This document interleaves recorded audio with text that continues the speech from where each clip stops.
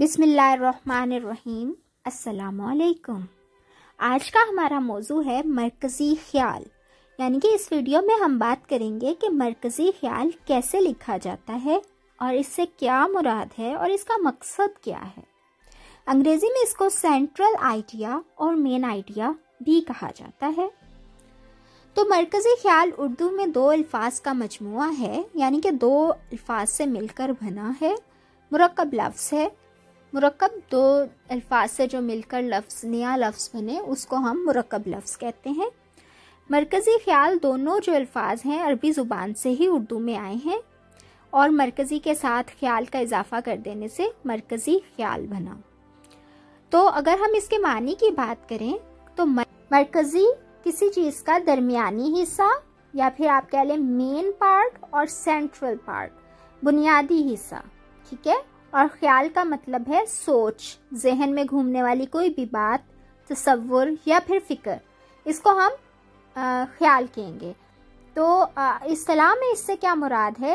نثر یا شاعری۔ آپ دیکھیں، نثر یا شاعری، ان دونوں میں سے مصنف یا شاعر جس تصور کو بنیاد بنا کر، یعنی کہ لکھنے والا جس خیال کو، جس تصور کو، جس فکر کو بنیاد بنا کر کوئی بھی چیز، نظم یا نثر، کچھ بھی ہو، جو بھی وہ لکھے، اس تصور کو مرکزی خیال کہا جاتا ہے۔ یعنی کسی نظم یا سبق کا مرکز یا سب سے اہم حصہ مرکزی خیال میں شامل ہوتا ہے۔ تو یہاں پر آپ کو مرکزی خیال کا مطلب واضح ہوا کہ جو بھی ہمارے ذہن میں، جب بھی کسی کے ذہن میں کچھ آتا ہے، کوئی خیال آتا ہے اور وہ اس کے تحت کہانی لکھتا ہے یا پھر نظم لکھتا ہے، تو اس خیال کو ہم مرکزی خیال کہتے ہیں۔ اب ہم مرکزی خیال کا مقصد دیکھیں گے کہ اس کا مقصد کیا ہے۔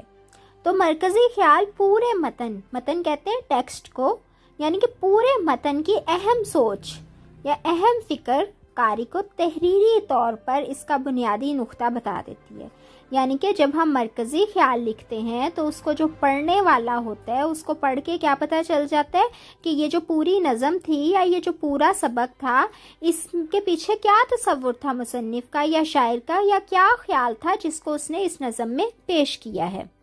معاون تفصیلات، حقائق، معلومات یا مثالیں وغیرہ جو پڑھنے والے کو مرکزی خیال کی مکمل تفہیم فراہم کرنے میں معاون ہوں، اس کو ہم خلاصہ کہتے ہیں یا پھر ہم سمری کہتے ہیں۔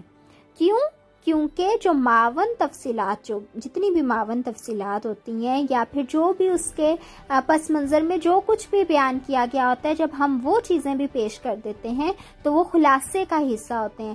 یاد رہے کہ مرکزی خیال میں آپ نے صرف اور صرف اس کا مرکزی تصور یا پھر جو خیال ہوتا ہے جس کو ذہن میں رکھتے ہوئے مصنف یا شاعر نے اپنی تحریر لکھی ہوتی ہے، نظم لکھی ہوتی ہے، اس خیال کو پیش کرنے کے لیے آپ نے ایک لائن میں بس یا 2-3 لائنز میں بس بتانا ہوتا ہے کہ اس نظم کا مرکزی خیال یہ ہے، ٹھیک ہے۔ مرکزی خیال لکھتے وقت چند باتیں آپ کے ذہن میں ہونا بہت ضروری ہیں۔ سب سے پہلے تو یہ کہ وہ مختصر ہونا چاہیے، ٹھیک ہے۔ اس میں آپ کو زیادہ تفاصیل نہیں درج کرنی ہوتی، زیادہ تفصیل نہیں بتانی ہوتی۔ کیونکہ تفصیل تو آپ خلاصے میں بتاتے ہیں۔ اور مرکزی خیال ہمیشہ 2 یا کم از کم 2 لائنیں، زیادہ سے زیادہ 3 لائنوں پر مشتمل ہو، اس سے زیادہ کا مرکزی خیال نہیں ہوتا۔ کیونکہ یہ بنیادی نقطہ ہوتا ہے، بنیادی سوچ ہوتی ہے، بنیادی فکر ہوتی ہے جو آپ کو لکھنی ہوتی ہے۔ لکھنے کے لیے کیا کرنا ہے کہ سبق یا نظم کو، جو بھی جس کا بھی آپ مرکزی خیال لکھنے جا رہے ہیں، اس کو اچھی طرح سے سمجھ لیں، اس کو اچھی طرح سے آپ نے پڑھ لینا ہے، اس کے بعد مرکزی خیال لکھنا ہے۔ سبق کے اخلاقی اور نصیحت کردہ پہلو کو ضرور مد نظر رکھیے، ٹھیک ہے۔ اور مرکزی خیال جب آپ تحریر کریں گے تو تحریر کرتے وقت مصنف اور شاعر کا نام اور سبق کا نام ضرور لکھیے، ٹھیک ہے۔ اب میں آپ کو ایک مثال پیش کروں گی۔ فرض کیا کہ آپ نے حمد کا مرکزی خیال لکھنا ہے۔ حمد آپ کو پتہ ہے ایسی نظم کو کہتے ہیں جس میں اللہ تعالیٰ کی تعریف بیان کی گئی ہو، جس میں اس کی صفات کا ذکر ہو، جس میں اس کی خوبیاں بیان کی گئی ہوں۔ تو فرض کیا کہ کسی شاعر کی لکھی ہوئی حمد ہے، اب آپ نے اس کا مرکزی خیال لکھنا ہے، تو آپ سب سے پہلے اس شاعر کا نام بتائیں گی کہ فلاں شاعر جو ہے، فرض کیا ماہر القادری نظم حمد میں اللہ پاک کی صفات بیان کرتے ہیں، اور جو بھی اس حمد میں فرض کیا جو بھی آپ کے پاس حمد ہے اس میں آپ دیکھ لیں اللہ تعالیٰ کی کون سی صفات بیان ہوئی ہیں، اس کی قدرت کا ذکر ہے، اس کے اور نعمتوں کا ذکر ہے، کس چیز کا ذکر ہے، بس آپ نے اس کو سامنے رکھنا ہے اور کہنا ہے کہ اس میں یہ چیز بیان کی گئی ہے۔ امید کرتی ہوں کہ آپ کو مرکزی خیال